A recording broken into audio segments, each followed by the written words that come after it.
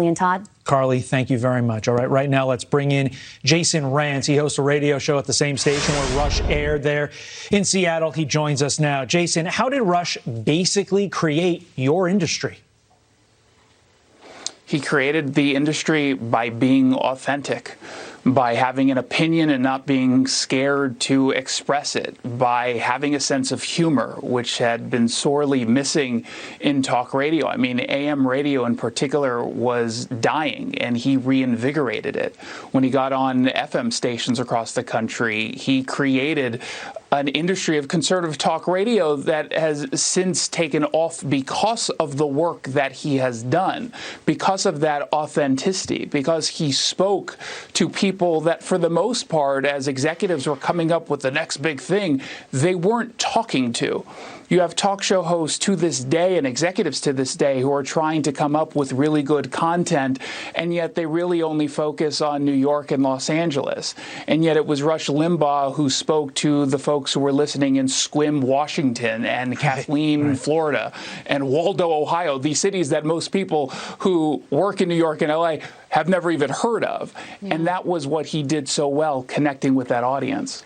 Jason, you know, for the younger generation of talent who's going to come up and be in radio and be the next generation of radio hosts one day, what do you think that they're going to learn from Rush? How is history going to remember him?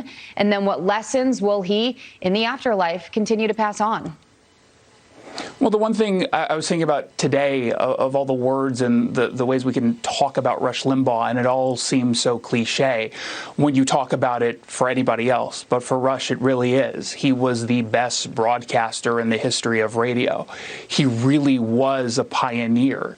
He really was that person who pushed this industry forward and created opportunities for people like me. I do a 3-hour solo talk show Monday through Friday.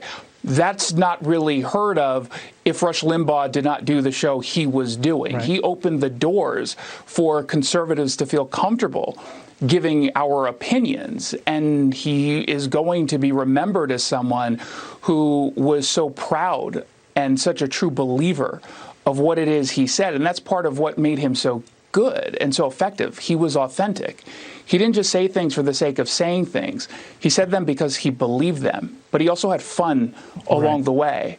And when you have that kind of connection with an audience and they can feel that, it really does go a long way, and that's why people will always remember him. Jason, 30 seconds on this final question. Obviously, the response, the outpouring of emotion from conservatives has been one thing. The left, the responses have been significantly different. Question for you. Is this Rush Limbaugh's final point that he's proving with the responses that we've seen from the left? You know, in death, he's making his final argument with the responses, the reaction from so many on the far left? Yeah, I mean, when you go on Twitter and you see some of the responses, Twitter has the tendency to bring out the worst in humanity.